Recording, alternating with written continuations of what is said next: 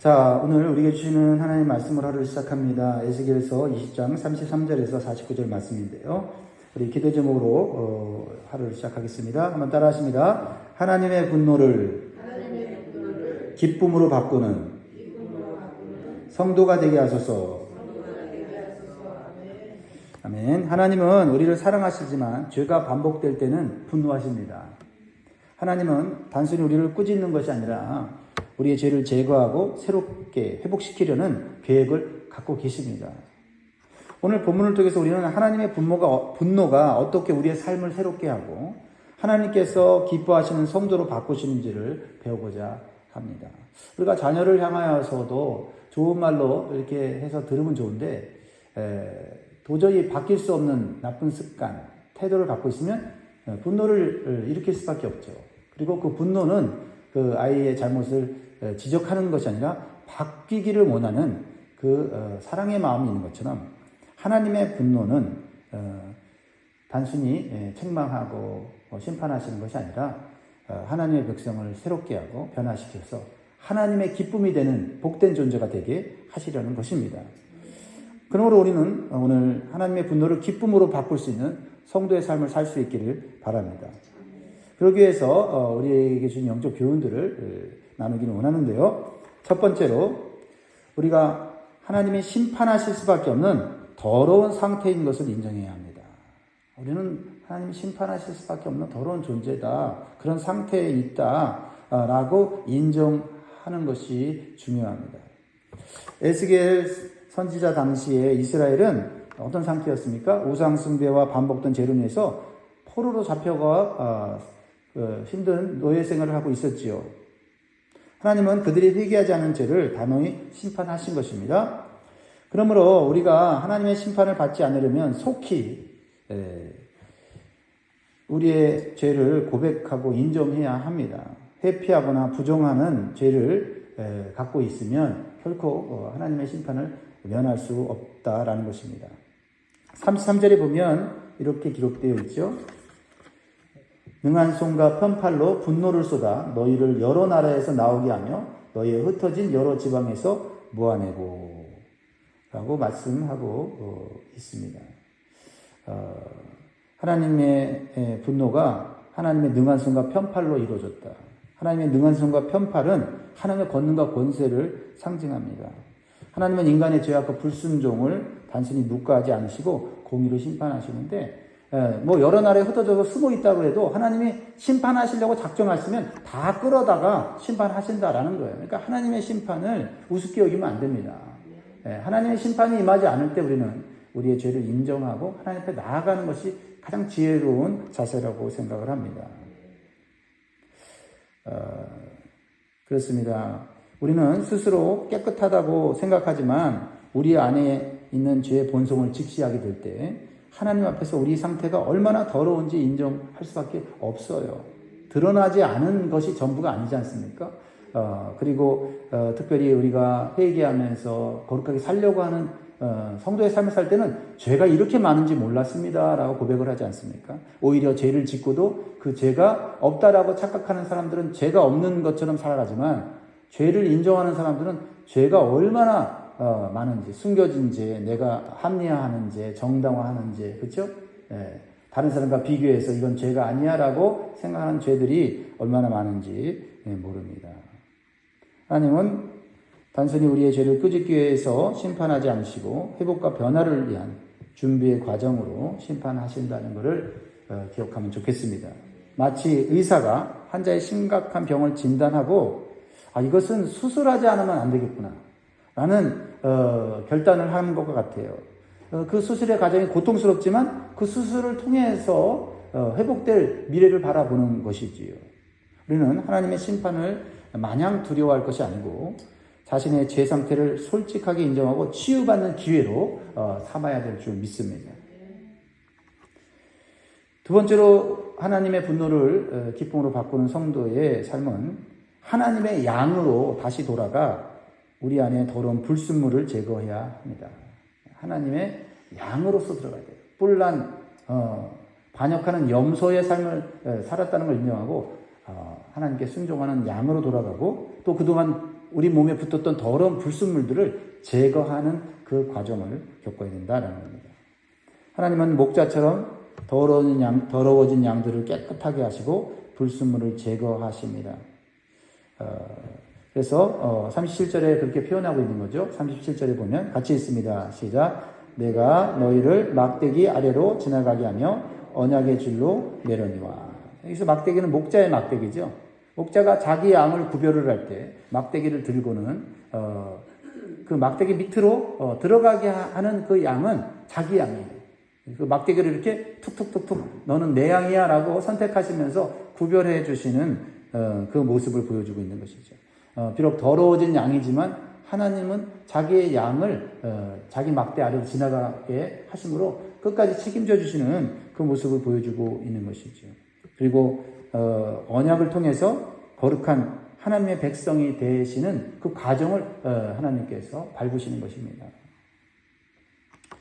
38절에 보면 너희 가운데서 반역하는 자와 내게 범죄하는 자를 모두 제하여 버릴지라 그들을 그 머물러 살던 땅에서는 나오게 하여도 이스라엘 땅에서는 들어가지 못하게 하리니 너희가 나는 여호와인 줄을 알리라. 하나님은 반역하는 자와 범죄하는 자를 반드시 제거한다고 말씀하십니다. 이것은 우리 몸에 붙었던 불순물, 죄악의 덩어리들을 반드시 제거하신다는 것을 의미하는 거죠. 그러면서 이 말씀에 연결된 그 내용이 뭡니까? 이스라엘 백성들이 출애굽하여 광야로 나왔지만 가나안 땅으로 들어갈 약속을 받았지만은 그들이 그 광야 속에서 겪어야 될, 밟아야 될 과정을 온전히 밟지 않고 불순종하고 원망했을 때 하나님은 어떻게 합니까? 그들을 징계하심으로 가나안 땅에 못 들어가게 했다라는 거죠. 상당히 우리에게 의미 있는 메시지라고 생각합니다. 우리가 구원을 받았고 천국의 약속을 받았을지라도 우리가 그 약속만 믿고 마음대로 산다고 한다면 그것은 천국에 합당하지 못한 삶을 살고 있다라는 것을 말씀하고 있는 것이지요. 하나님은 회개하는 백성을 정결하게 하시고 내적 불순물을 제거해 주십니다. 우리의 삶 속에 하나님이 기뻐하지 않는 습관, 잘못된 가치관, 정죄와 분노 같은 불순물들을 우리가 바라보고 오늘 제거할 수 있기를 바랍니다. 세 번째로 하나님의 분노를 기쁨으로 바꾸는 성도의 삶은 우상을 버리고 하나님만 섬기는 참된 예배자가 되어야 합니다. 하나님의 목적은, 우리를 새롭게 하시는 목적은 하나님을 예배하는 참된 예배자가 되어야 하는 거예요. 그 예배자가 되기를 원하는 건 하나님과 온전한 관계를 맺기를 원하시는 거예요. 하나님은 그냥 무조건 축복해주고 자기 마음대로 사는 그런 존재를 원치 않으세요. 하나님과 관계를 맺고 대화하며 하나님이 주시는 은혜와 또 축복과 그 평안을 누리면서 하나님께 감사하고 또 하나님은 또 그 감사를 받으시고 또 축복해주고 이런 관계를 원하신다는 거죠. 회복된 관계는 참된 예배자가 되어야 한다라는 것입니다. 이게 하나님의 비전인데요. 하나님의 꿈이고 하나님의 비전이죠. 그걸 39절에 말하고 있어요. 징계하시면서 심판하시면서도 하나님은 자신의 마음을 표현하는 거예요. 다 같이 읽습니다. 주 여호와께서 이같이 말씀하셨느니라. 이스라엘 족속아 너희가 내 말을 듣지 아니하려거든 가서 각각 그 우상을 섬기라.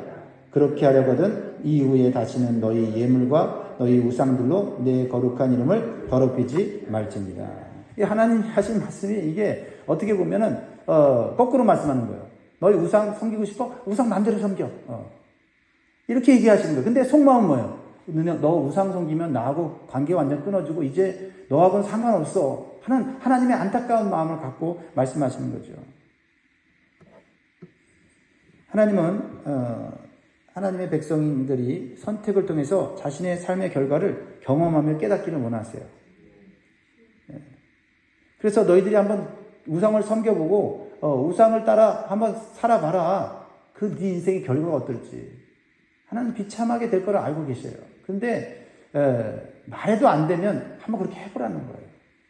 우리 부모도 그렇지 않습니까? 자녀들이 말을 안 듣고 자기 말대로 자꾸 하려고 그러면은 하라고 하지 않습니까? 근데 그 마음은 뭐예요? 진짜 하라고 하는 건 아니잖아요. 근데 도저히 말을 안 듣으니 어린아이 때 특별히 그러잖아요. 사탕 달라고.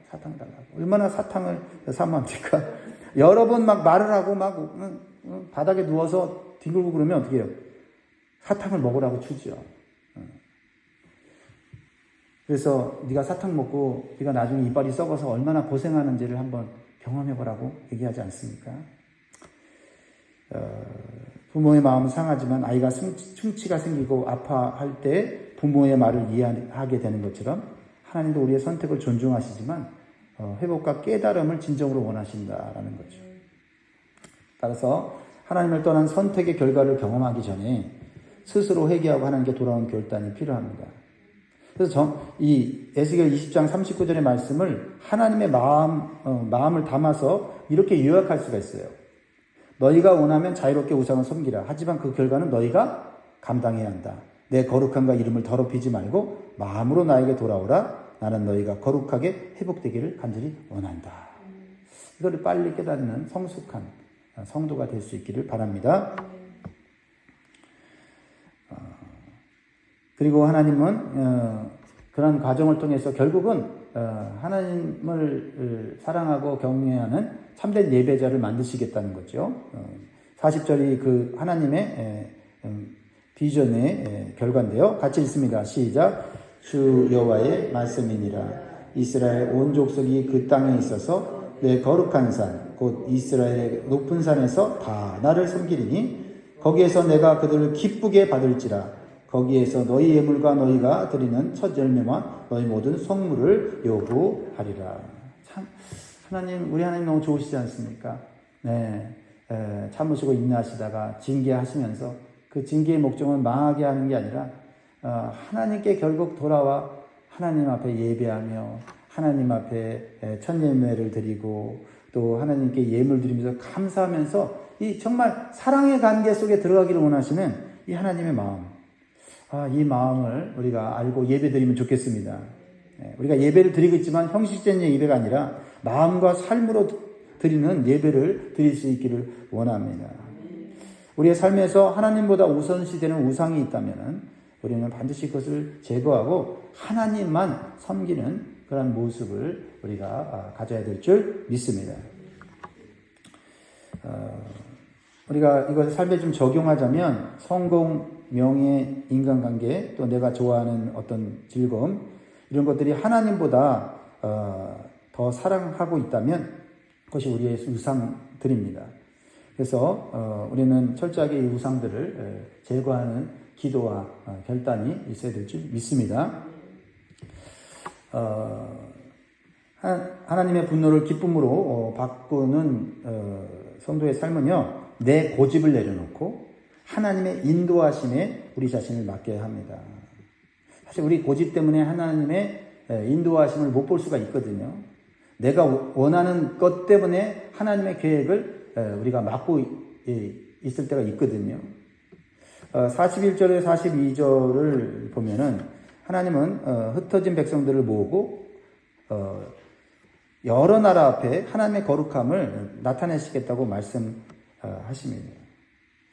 43절에 44절의 말씀은 하나님의 백성들이 스스로 행한 악을 기억하고 미워하며 하나님께서 그들을 위해 행하신 그 선하신 역사를 깨닫기를 원하세요. 그리고 하나님께서 징계하셔서라도 그들을 복된 길로 인도하시려는 하나님의 뜻을 발견하기를 원하십니다. 하나님은 우리를 항상 의로운 길로, 복된 길로, 선한 길로 인도하시는 줄 믿어야 될 줄 믿습니다. 하나님의 인도하심은 우리의 고집과 자기 중심적 선택보다 항상 앞서야 합니다. 그래서 우리는 하나님께서 우리를 인도하실 때 때로는 그 인도하심이 두렵고 그 인도하심이 마음에 안 들 때가 있어요. 그럴 때라도 믿음으로 맡기고 순종할 때 우리의 삶은 하나님의 인도하심을 통해서 온전히 회복되는 줄 믿습니다.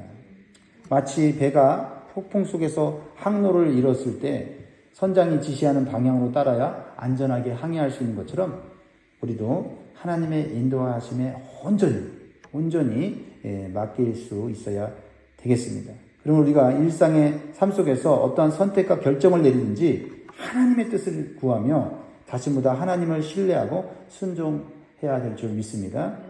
마지막으로 우리가 주시는 교훈은 고통스러워도 하나님의 징계를 받아 온전히 새롭게 되기를 소망해야 합니다. 하나님은 불타는 숲의 비유를 말씀하세요. 45절에 49절의 말씀인데 46절을 보면 인자야 너는 얼굴을 남으로 향하여 소리내어 남쪽의 숲을 쳐서 예언하라 이렇게 말씀하십니다. 이 말씀은 하나님께서 이스라엘 특별히 남유다에 대한 심판의 예언을 말씀하세요. 그런데 어떻게 심판하시냐면 불로 심판하시는 모습을 보여주십니다. 이 불로 심판하신다는 것은 두 가지 의미가 있어요. 불로 심판하셔서 징계하시지만 동시에 불로 정결케 하시려는 하나님 뜻이 담겨진 거거든요. 그러니까 불 속에 불순물을 제거하고 남은 자들을 구원하시려는 하나님의 깊은 사랑과 은혜가 담겨져 있다는 겁니다. 우리가 불 속에 안 들어가고 거룩하게 살면 좋겠어요? 그러나 더럽고 우리 스스로 죄의 오물을 떨치워버리지 못하면 불에 들어가야 돼요. 그래서 거기서 순결하게 남아야 합니다. 우리의 믿음이 남고, 그렇죠? 우리의 삶이 하나님의 불 속에서 정결하게 돼서 남아져야 우리가 진정한 성도가 되는 줄 믿습니다. 하지만 안타깝게도 포로로 잡혀간 유다 백성들이요 아직도 이러한 하나님의 뜻과 마음을 온전히 깨닫지 못하고 있어요. 그래서 뭐라고 하냐면 하나님이 그냥 비유로 그렇게 말씀하시지 않느냐. 그것을 들은 이 에스겔이 답답한 거예요. 오늘 마지막 절 49절 우리에게 울림을 주는 말씀인데 49절 같이 있습니다. 시작. 내가 이르되 아하 주 여호와여 그들이 나를 가리켜 말하기를 그는 비유로 말하는 자가 아니냐 하나이다 하니라. 여러분 우리는 이 말씀을 그냥 생생한 하나님의 음성으로 들어야 될 줄 믿습니다. 이것을 우리가 바꾸어서 우리에게 편리하게 바꾸면 안 돼요. 하나님 말씀 있는 그대로 받아들이고 경각심을 가지고 우리가 순종하며 나가야 될 줄 믿습니다. 말씀을 맺겠습니다. 하나님의 심판과 징계는 진정한 회복과 새로움을 위한 도구입니다. 우리는 고통을 피하려고만 하지 말고 그 속에서 하나님 우리를 새롭게 하신다는 소망으로 오늘도 말씀에 순종하며 살아가시기를 주의 이름으로 축원드립니다. 기도하겠습니다.